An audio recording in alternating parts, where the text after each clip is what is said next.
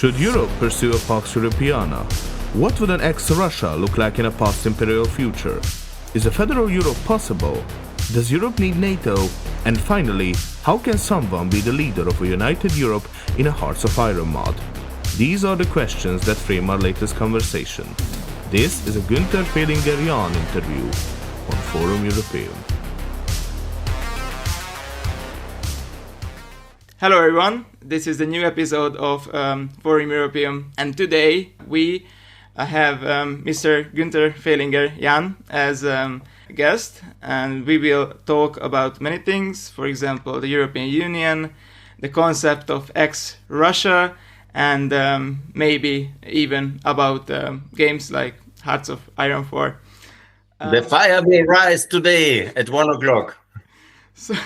So the first question is the following. Why did you get into this type of political activism, and what was your first experience in politics? No, I can tell you that, but it's a long time ago, but it was in the 1986, yeah? It was in 83, I would say it like this. In 83, when I was a young person, I was just 10 years or so, make it correct, yeah? No, I was 12 or something like that. And then there was a Korean airliner was shot down by the Soviet Union. And my mom took us 3 boys in the sleeping room, and she was really afraid that there will be nuclear war. And that was one of the moments I remember in the Cold War when the things were really getting hot.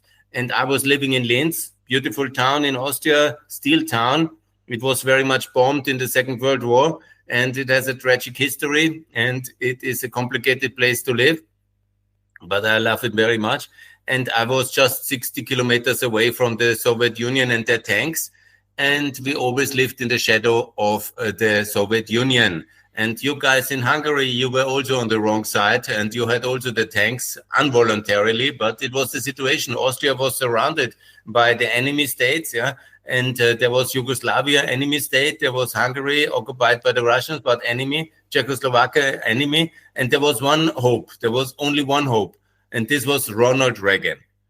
And for me, Ronald Reagan was like the ultimate prince of saving us from the Soviet Union. And so since then, I admire him. I'm a very big fan of Ronald Reagan. And then it happened like this. I was still a soldier. I was trained as a soldier in the Austrian army in 88. I had to go to the army. And I was trained to fight the Eastern enemy. The Eastern enemy. I'm an officer, Oberleutnant. And our task was in the night. They wake you up in the night and you have to run out with the guns. And then you're there, they give you a briefing, what's going on, and they say the Eastern enemy has attacked us. And then suddenly there was no Eastern enemy anymore. And I was very happy then as a student going to Vienna to be in a free world and no Eastern enemy to attack us. Nobody had to wake up to fight and defend our country.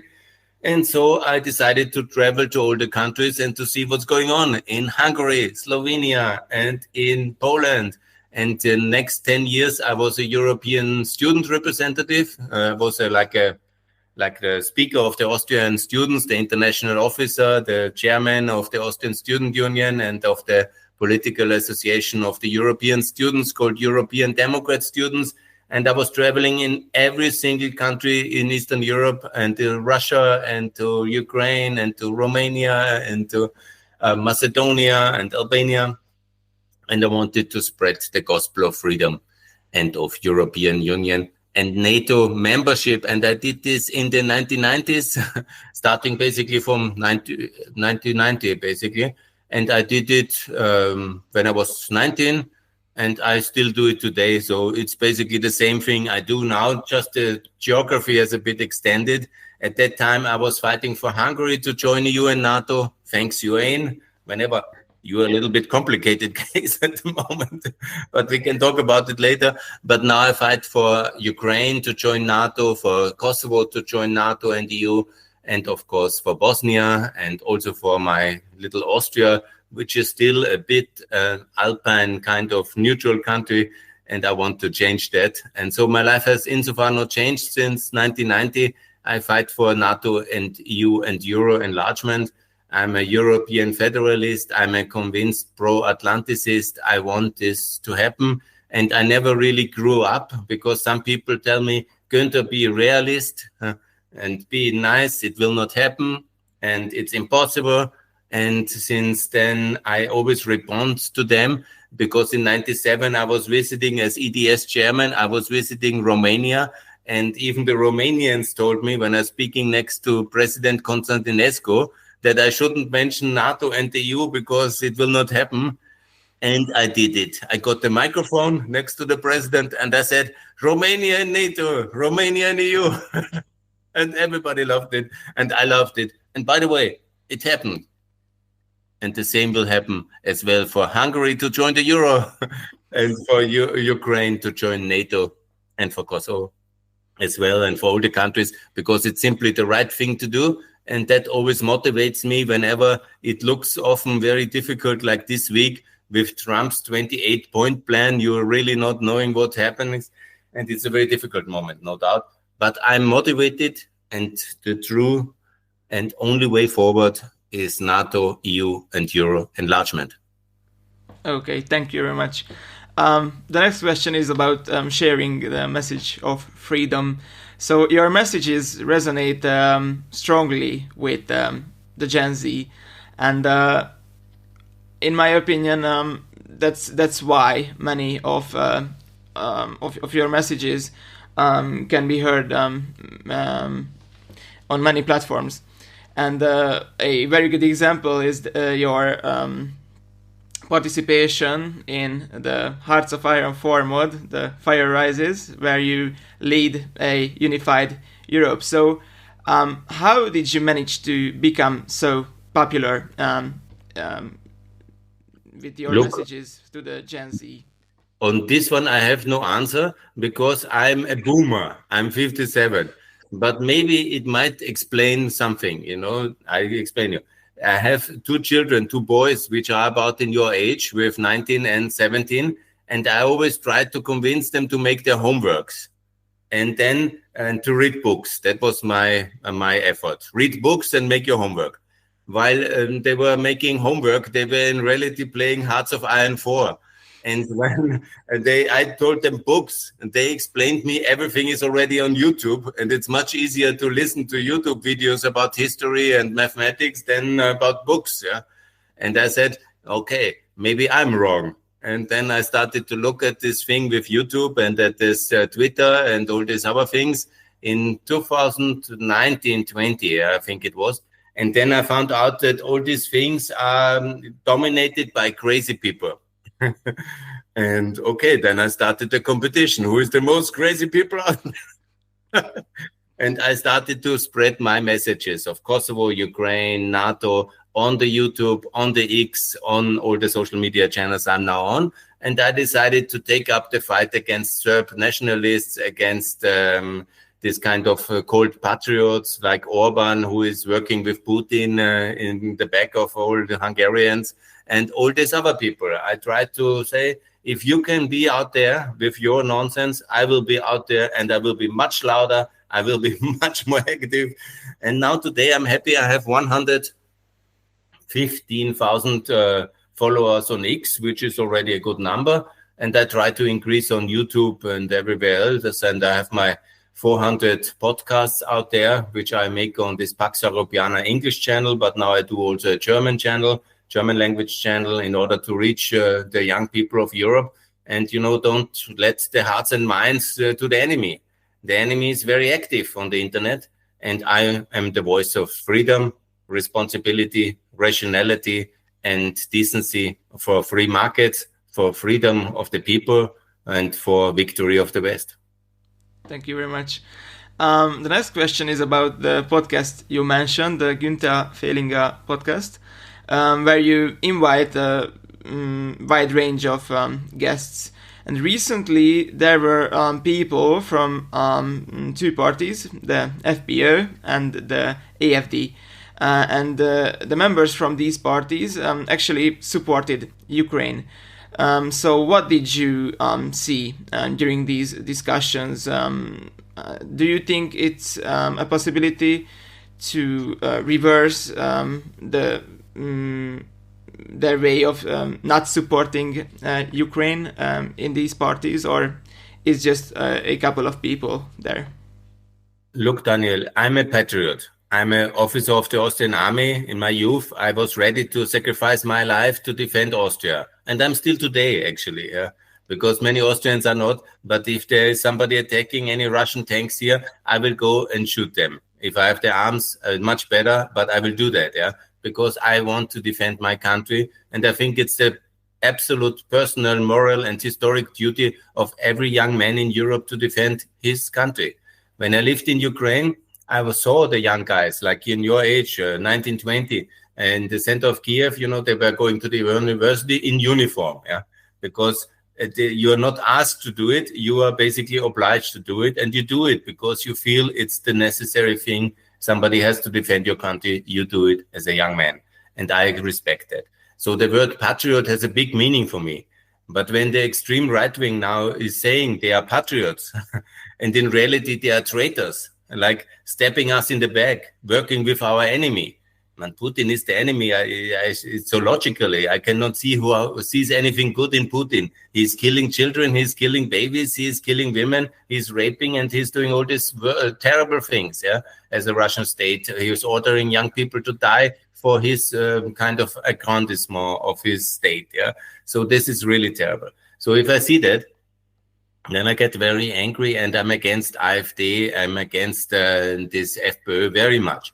But when I see young people for different reasons, like, for example, they have a problem with migration, or they think that we are too woke, they go to that parties, and then they have their awakening moment. And for example, like this Shrami, he's going to even fight in Ukraine. He volunteered 3 months to be in the army as a soldier under risk for his life to fight for Ukraine. Or the other guy who is also going to on the digital front and to also works now in Ukraine permanently and moves between Vienna and Kiev, I think, Oliver. So the point is, I give them this opportunity to interview and to ask them. And because one way is a little bit sneaky of me, I want to a little bit divide that party. That I want also to see that there are good people there in a way, and that there is a kind of debate, because maybe there's an opportunity for them. Normally, these Orban guys, they are very flexible. The moment they see that Putin is falling, Orban will return to the Western camp. It's like his nature. I know him very well because I follow his political career 30 years. I even met him once, and he liked me very much when I worked in the EPP because I was fighting against communists in the European Parliament. I made a campaign that everybody should be lustrated for his communist links before they join Hungary, the European Union in 2004, and he liked it. So I know very much. He is a man who follows the wind, the wind of power and money. So once he will see that Putin is losing, he will come back. And we should also make sure that we prepare this moment as well. So I'm not principally against the parties who are like a little bit to the right of the center. We can maybe work together with them. They're also representing a certain electorate, and we should be in a democracy in an ability to talk to them. And if somebody does heroic things for Ukraine, he's anyhow my friend. Doesn't matter which political party he belongs in. And so I invited them to the podcast, and it was very personal and courageous thing, because I'm sure Shrami, for example, in AfD, he is under the pressure to be expelled from the party. And the other guy is also under massive pressure, because both parties' official position are obviously against Ukraine and for a peace of surrender and submission. And that's absolutely terrible. I reject it. Thank you. The next question is about support for Ukraine. So how could governments or normal people make the people know why support for Ukraine is needed? And how could we or governments make or create support for Ukraine? Because, for example, in Hungary, there is disinformation about this. Many people actually think that in 1956, when we had our revolution against the Soviet Union, those who came in, the soldiers who came in, were actually Ukrainians. And nowadays, the narrative in Hungary that we fought against Ukrainians in 56 is more and more popular. So how could we counter these type of disinformation, and how could we popularize? It's very shocking to which levels of misinformation Mr. Orban goes in order to defend his kind of corporate kind of governance, which he has created in the last 12 years. And I'm really very, very angry on him. Because, the Ukrainians were part of the Soviet Union. True, there were Ukrainians in the army of the Soviet Union, but the orders and the commanders, this was Andropov, who was the butcher of Budapest. It was the people, or whatever, Khrushchev and all his kind of crazy clique of Soviet people who cracked down on Budapest. And the Hungarian soldiers were as responsible for the war as the guys from Buryatia or from Kalmykia are now for the war, where they are going to be sent into Ukraine on the Russian side and going to be killed by our modern technology in a massive way. Because most of the people who are now already over 1 million Russians who get killed or permanently crippled by the war, and most of them are from minorities, disposable Russians basically, which he pays and then sends to die. So this is the same how the Ukrainians in 56 were sent to die and to kill the Hungarians in the process. So to blame them is a little bit a completely diversion of the reality, because in reality it's Putin to blame for the invasion. And how to convince the young people. I mean, imagine, Daniel, you are sitting in the house of your family, I guess, here somewhere in Hungary. Imagine somebody comes in your garden and wants to rob your house or rape your sister or kill your parents. What is your reflex? What will you do? Will you grab the next knife in your house and try to chase him out or kill him as well? You will do. I'm sure you will, because you're also a patriot. And everybody does that. If somebody comes into me, I will defend my house. The Ukrainians are defending their house. This is patriotism. This is their duty. This is what every man and every woman should do, and everybody will do in the world. So we, as Europeans, who are not under direct military attack, only economically, politically, have the duty to support our friends in Ukraine. They are just normal people. I lived there for years. They are like looking like me, looking like you. They are no difference. They have done no harm. They are not bad people. They have not deserved such a fate. They are just normal people defending their country. And millions of Ukrainians already live in slavery under the Russian Republic's kind of tyranny since 2014. And now they want more, because it's not about land, because everybody says about a bit of land we can give. But on this land, there are millions of people living. And do you really want to give them to that kind of slavery, which the Hungarians were given by the Americans in 56? I'm sure every patriot on this channel has already heard the last appeals of the free Hungarians in 56, when they on the radio Budapest, they called the Americans for help. They called the free world for help, and we didn't come. And you were slaughtered, your parents, your uncles, your families, and all were slaughtered. And I'm still crying when I think about that moment, that we, the West, were giving up on you. And this is exactly how we have been treating now in the case of the Ukrainians since 2014. Millions of them were put into Russian slavery, and we did basically nothing. And Putin then has taken more land because he felt that we are anyhow useless, but we are not so useless. We are not so weak. It takes a long time for democracies to mobilize and to justify military countermeasures, but we are getting into that stage. And I'm very proud to be part of this ideological counteroffensive, because we must be ready. If now the moments of decision are coming, we must be ready to send the money, send the armament, send the weapons, and ultimately, if necessary, also send our young people to defend Ukraine, because we must stand with Ukraine. Ukraine's loss will be our loss, and there will be no Europe if Ukraine loses. Thank you very much. Our next question is about the framework of defending ourselves. So, in you had a speech in the European Parliament in 2023, and you really know very well what I'm doing. I'm sure, Daniel. I feel first of all a compliment for your preparation for this discussion. Thank you. And you called President Macron's idea of strategic autonomy totally brain dead. So with the start of the second Trump administration, do you still see that in this way, or the context changed? Look, strategic autonomy is always the question. It's a funny term. You like it in politics. It sounds a little bit like Latin, Greek, and then you feel like clever when you use it. And Mr. Macron, he's a very clever man, and he loves this kind of great terms. And then he loves also this word strategic ambiguity. That means he doesn't exactly say what strategic autonomy means.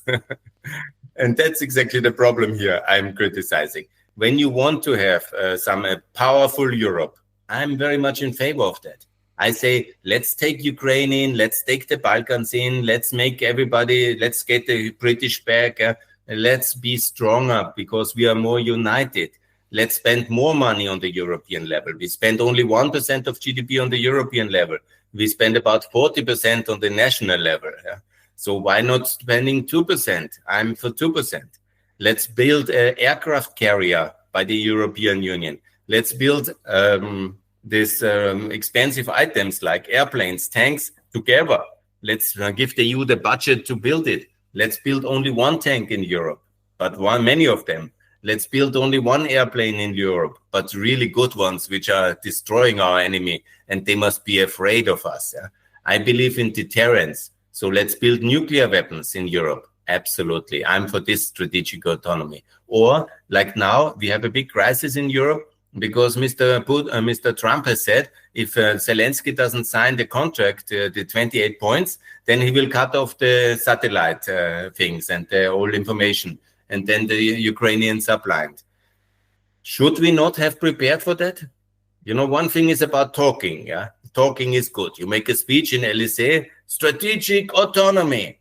That was in Versailles, even in April 2022 or May. So this is now 3 years ago. Where is our satellites? Where are our airplanes? Where is the European army? Yeah? And that's why I'm really not happy with Macron and the others. Yeah? If you talk about it, then do it. You are the power. You are the president of France. Yeah? Build the airplanes, build the trains, build the material, yeah, build the drones, yeah, and you have to do that first of all. And strategic autonomy is nice if it's real, but in reality, I can tell you from history and from my own life experience, it's always the Americans who ultimately have the power, military tools to fight for freedom, and they hold also the political unity and also the will between the civil leadership and the military leadership to say, now it's time to use military force and we will kill our enemies. Yeah, like in Iraq, like in Second World War, like in First World War, like in the Cold War, and like in many other wars in the world. Yeah, and the Europeans have always said, oh, let's talk about it, but not do it. And so I stand with America and I hope for American intervention to end the war. I know that this is not happening. Why it's not happening? Because Putin knows exactly that America is the only power, and he has funded all these crazy people in America in the last 15 years, and he has waged his war. He has prepared it by intervening in the American political system, buying parliamentarians there, funding the GOP, putting massive millions and millions of euros into influencers and into party funding, and he has a result. Here's Trump. And Trump is a big problem because his whole history is linked to Russia. His funding is linked to Russia. And he is now doing all these things because he doesn't want to have this confrontation, this hard talk with Putin. Get out or I get in. This is what he should say. Get out of Ukraine or I get in Ukraine. And then Putin would get out of Ukraine because he cannot withstand the industrial might and the fiscal might and the military might of America, which is the ultimate arbiter of justice in the world. Yeah? So American power, nobody can withstand. No Islamist terrorists, no Russia, no India, no China. That they all know. And that's why they bring the fight. Since 100 years, actually, this is happening into the American internal political arena. And they are very successful with that. And we have now this disaster of a situation. And then I say, yes, strategic autonomy, yes to European strength and power, but let's do it. Let's be real. And the test is Ukraine. If we win there, we have win. If we lose there, you can forget strategic autonomy, and you can also forget Europe. You will have Russian power again projected directly against Poland and against Hungary and against Romania. And we will live in the shadow of Russia again, like we lived 40 years. And you as a Hungarian, you can ask your parents, grandparents, how it was to live under direct Russian tutelage, and they didn't certainly like it. And I know as an Austrian how it was to live under this shadow of the Soviet Union, and I didn't like it for sure. And it was quite terrible and poor, and it was always under fear. And I don't want for my children to live like that. And so we must win this war, and this can be done by our financial might, but we have to get the act together. And if you don't do it now, really, then the question of big philosophies and great concepts, it's now time for steel, for money, and for weapons. And we must do that to win. Okay, thank you very much. The next question is about federalism. So, do you believe that a so-called United States of Europe, I don't like that term, but still, so do you think that it could emerge in the future? And before such political unity, is a militarily unified Europe a possibility? Look, we are already unified in NATO. This is very powerful alliance. It works, and it is fantastic to have it. So a further unification in the European Defense Union will come next year. Absolutely. We will do that, yeah. But a European army kind of style that we have Mr. Macron to command the German forces, yeah, is not on the agenda. So we need first the political things, because in America you have an army, because you have the United States of America, you have devolved the authority on the top, and they have the budget and the authority, the power to command armies into the field. Yeah, we will not have that for the long term, because we are much more diverse continent, different history, different states. Yeah? So we definitely will be United States of Europe, if we call it. EU is a very good term, so I don't think we need to change that. But we will, of course, give more powers to Brussels, of course, give more money to Brussels, of course, unify the EU and Brussels in many aspects. My concept is that the EU is joining the NATO as a full ally. So basically, we make a process. Now we have already, since 2023, a basic treaty of understanding between EU and NATO. But now the next step is the EU itself to join NATO and to raise the flag there as an ally. That's my next step. That's my project, which I propose. And I think it makes a lot of sense, because we can squeeze the immoral neutrals like Cyprus, Ireland, Malta, and Austria into the corner. And they have to make a decision if they want to stay in the EU, or if they will be just in the economic union, and they will be outside there. So they will ultimately join NATO as well. And that's much better, because we should all be in NATO, because everybody can contribute and everybody can join. So that's my answer on the EU-NATO relations. And on the federalism, I'm also clear that I want that. I want the statehood of Europe, but it is, of course, a little bit of a different thing. When it comes to how to do the European army, my proposal is a different one.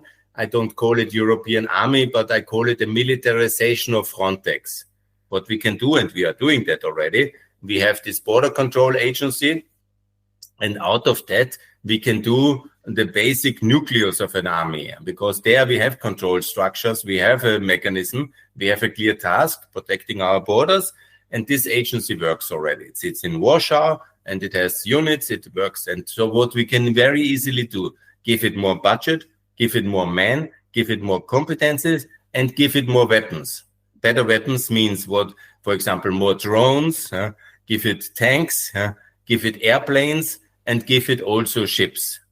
So basically, to protect our border is anyhow one big task of an army. So out of Frontex, and by the militarization of Frontex, you can do a semi-army, if you want to call it. It doesn't look like an army, it's not called an army, but it protects our borders effectively. And it's not a police at the border, but it's much more militarized because it has the assets of it. And it's focused on the Russian border, on the Turkish border, on the Mediterranean. And then it's very useful, and it's much better way to go ahead. And we can do that basically just next year. We can bring a bigger budget for Frontex. We have the institution already. We just allow them ships and airplanes, and we are much safer. And then we allow them more people to recruit. And it's a much better way around all these big topics, European army and all these things. And we can then draft more people into that one, more budgets, more tanks. And I think it's a better way. Thank you very much. The next question is about neutrality and a bit of Austria.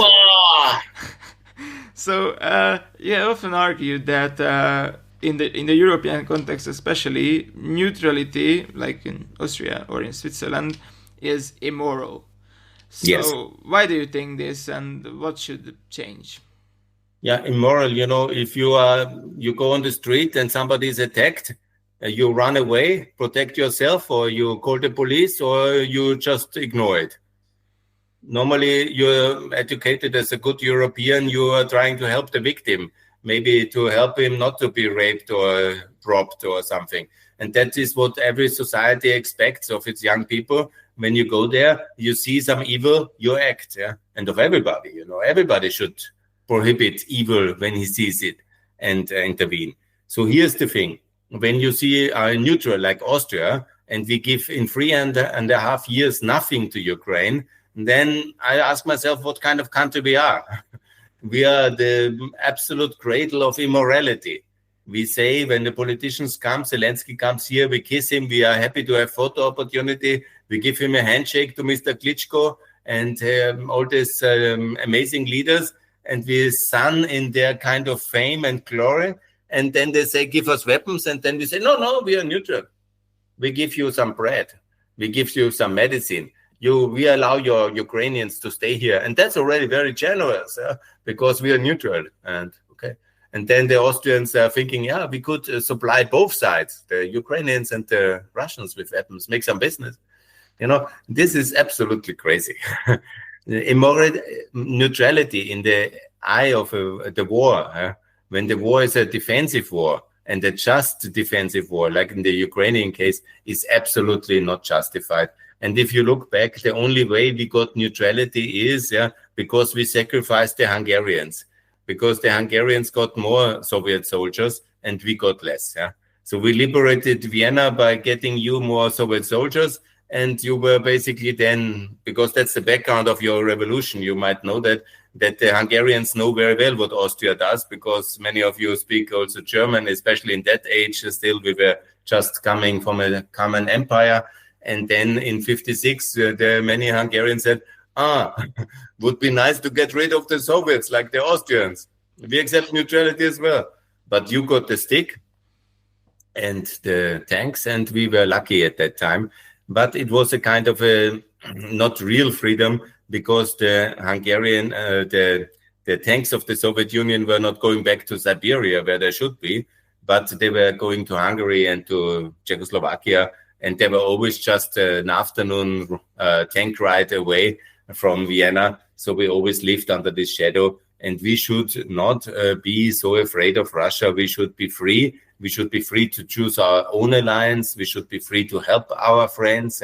And we should be a normal European country. And none of these things is there as long as we are neutral. As long as we are neutral, we Austrians feel always superior to the Hungarians and to the Czechs and Slovaks.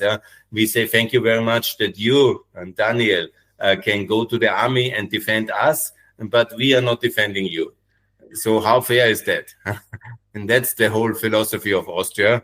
Let the poor Eastern Europeans defend us, and let's not do anything for ourselves. We make actually business with Russia, like in the banking and in the oil sector and in the gas sector. And we are like getting richer, and you, like the poor people, can defend us. And thank you very much. And that's, I don't think very much the idea of the European Union, where one guy's further to the east have to defend us, and we are getting ever richer in Austria. I think it's a bit of a confused concept of solidarity, and equality in the European Union. And that's why I'm absolutely against neutrality. And in reality, by joining the European Union, we have already given up neutrality because we have the obligation under Article 42 to defend all other European Union countries already.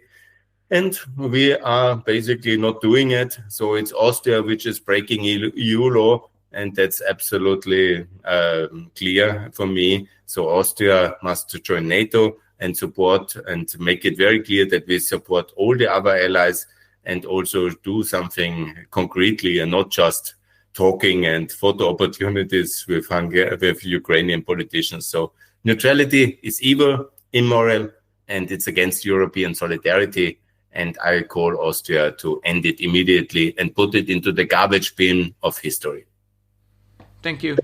The next question is about the so-called Fehlinger doctrine. So you often speak about so-called ex-countries, such as ex-Russia, ex-Syria, and ex-India, now even ex-Nigeria. So why do you believe that dividing these states could lead into something greater in, stability or peace? Look, I come from ex-Austria. Ex-Austria was empire. We were running 10 countries here from Vienna, and ex-Austria is much better for the Hungarians. Or do you want to join back to Austria? If Not so much. if you ask people in Hungary, maybe some want. Many of them would say yes. Okay, thank you. Anyhow, in the EU, that's a more joke. But, the thing is, empires have splintered up in the past. That's what I want to say. Austrian Empire, very much. Now there's Poland, there's Hungary, Slovakia, and Slovenia, Croatia. We have also the case of the Ottoman Empire. We have the case of the British Empire, which was very big. We have the French Empire. We had the Soviet Union. It is now 15 countries. And then it's not set in stone, the present organization of states. Yeah. When the United Nations was created in San Francisco after the Second World War in 1945, we were 50 states on the world, and now we are close to 200.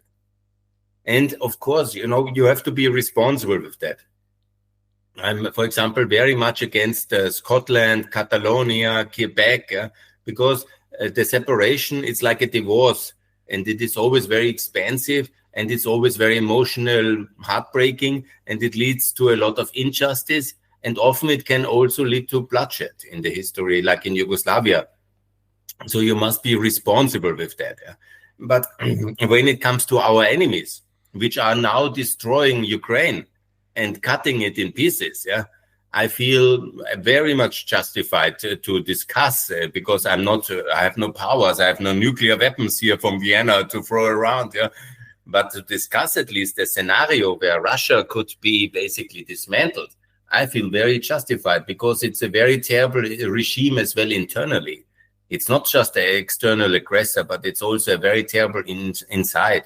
It's very unjust. It's just a few people in Moscow, Petersburg, the families who have connections, who are really good. Yeah, the rest is very in a terrible situation. And you see exactly how Putin exploits this because he offers now some 10,000, 15,000, 50,000 euros of sign-up bonus. And all the poor people of Russia who have no other opportunities even are ready to sacrifice their sons. Yeah? How would you feel when your family puts pressure on you to go to the front for 50,000 euros because they want to have a new car? And then they go because there are no opportunities in the Russian periphery. And many of them choose this kind of devil's pact, this kind of terrible deal, and then they die, and their parents can extend the house, yeah, for whom to live, yeah. And it's a terrible devil's bargain, which many of them have to strike because there are no opportunities in Russia because it's an unfair system. So I feel very justified to do that. And then I discussed this in the BRICS summit, because the BRICS is really, for me, terrible people. With all the information you have now on the internet, you are still kind of going with Putin because of economic benefits and because he pays the politicians possible. And then he is inviting, and then they go together to BRICS summit during the war. And so I started in 2023 the campaign to dismantle this whole BRICS countries. And it was a big success because many of them have changed some of their policies. Like the Brazilians are now much nicer. They have understood that, we are not happy as a free world with such policies. And Mr. Lula is behaving much more calmer these days. And he has not met Putin recently and so on. Yeah? So he understands there is consequences. And if the consequences I can do is only to discuss this, it has some real world consequences because there are separatist movements everywhere. And I don't encourage separatism normally, only in hostile countries. And hostile countries are very clear. These are the countries where they're external aggressor and they're supporting Putin, and internally they kill the minorities. And now we come to the point, the situation of India, who 3.5 years is already a quite terrible country, supporting Putin. And then Mr. Modi kisses Mr. Putin in Shanghai cooperation meeting recently. Then I say, this is like a declaration of war on the free world. You are dealing with the enemy who is doing genocidal maniac war, and then you kiss him and say, my best friend Putin, it's so good to meet you. It's like meeting Hitler and legitimating him. Yeah? I mean, I don't say that Putin is exactly like Hitler. Everybody is different. But, how would you feel when Hitler goes to be received in Africa and everybody kisses him then? And then it's outrageous to do that by Modi. And then I put this campaign for the freedom of Khalistan, and that's what I'm supporting. And then, by time, when I'm more active on Twitter, I learn, because I also didn't know so much about Nigeria. But Nigeria is a country where the Islamic terrorists kill the Christians. And I think that's really bad if anybody is killed. Doesn't matter what religion he has and what ethnicity. I think when somebody is killed by another group and the state doesn't stop that, that's a total failed state for me, because the basic concept of a state is to provide internal and external security. It's not about the welfare system, but security. So then I discussed ex-Nigeria, and I'm now relatively famous in the Biafra community, and I'm very thankful for the Biafra community, and I support their independence. And then I learned about the Biafra history. 50 years ago, they wanted to be independent already. We didn't allow them. They were starving. Millions of Biafra Christians were starving because we wanted the oil of Nigeria. So that's the bargain we struck. Very bad. And so I said, I apologize. And I said, I will now fight for independence of Biafra. And why not? Because my personal life has been seeing, and I've worked as a development consultant in Kosovo, in Albania. Albania is a different case, but Kosovo, Montenegro, North Macedonia, Bosnia, and I see in Ukraine. And all these countries work much better without a colonial master from Moscow or Belgrade to dominate them. And I think it's much better. Let's make it a peaceful dissolution of imperial states, and let's allow these countries to have self-determination. And let's at least on the internet here now for now discuss ex-China, because the people from East Turkestan, I met them, they are nice people. They are very peaceful. They have an exile government. They want to be free. They tried to be 3 times already to be independent in East Turkestan, in Tianjin. And they were actually always crushed by the Russians or Chinese because they were simply more powerful. And I don't believe in a world full of bullies killing the neighbors and taking their wives. I believe in freedom. And then I say, let's support East Turkestan, and let's support Khalistan, and let's support Biafra. And don't worry, I don't support any kind of separatist movements in Hungary. Please don't support anyone in Slovakia and in Romania. And please, Slovakia and Romania, you can recognize Kosovo because it's the right thing to do. And even the Hungarians have recognized Kosovo. So please don't mix up these issues. It takes a little bit of a kind of a intellectual discussion level to understand why not Quebec and Scotland, but why Biafra and Khalistan. But there is always one common red line, it's how the people live there. And the moment the state bombs its own people or kills them because they are Christians or Sikhs or Albanians, then I'm absolutely the first one who will call for bombs from America to intervene. And one day also Europe will have an army to use to fight injustice. And when somebody thinks in Nigeria or India to kill their own people with military force, we should go there, we should stop them, we should stop genocide. And that should be the lesson we learn out of our European history. because nobody came to stop Hitler. It took the Americans a long time, and ultimately they came and they stopped him. And that's why we have a free continent. Otherwise, we would be a Nazi continent. And that's a terrible continent. And I'm very grateful for the Americans to have liberated us. Thank you, America, to liberate us from the Nazis, keep us free from the Soviets, not the Hungarians, but at least the Western Europeans, and that they have defeated Milosevic. Now they should also defeat Putin, and they will. There will be another president coming, and Ukraine will be free. But now we have this sad person, Mr. Trump, there. That's a tragedy, but I think the Ukrainians will stand and will survive and will do what's necessary for liberation. And we Europeans should at least, if we not send the army, send the weapons and send the money for them to do so. Thank you. The very last question, just in a couple of sentences. How do you see Europe's future in 10 years? Simply. If we win the war, I'm very optimistic. We will have a very, very good future. We will be respected by the world. We will be very prosperous. We should also do the economic reforms. We can talk once about flat tax and privatization, liberalization, all these things. But I'm very optimistic. If we lose the war and Ukraine will be reoccupied and neutralized by Russia, our future will be very bleak. So we are now at a turning point. And victory or defeat of Ukraine is the decisive moment.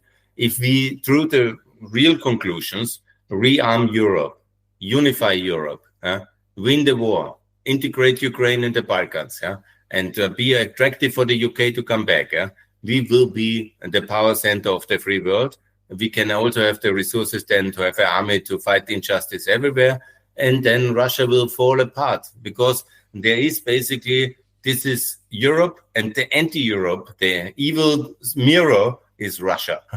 So if we are strong, Russia will fall apart. If Russia is strong, we will fall apart. But no worries, we will win. And I will make sure, at least with my tweets and my YouTube page, that the ideological preparations and the clarity is there for victory of the free Europe and the free world with our allies, and that Ukraine will be integrated into Europe and not in the Russian colonial evil empire that will be exed by ex-Russia. I didn't drink any Russian tea, just to make the case. Then, so I'm healthy, strong, and we will win. Then I think that we can end the interview. Thank you very much for your participation. It was an honor to speak with you. And if you'd like the interview, then please subscribe and like the video. So thank you very much, and bye. Thanks a lot. Best regards, success, and victory.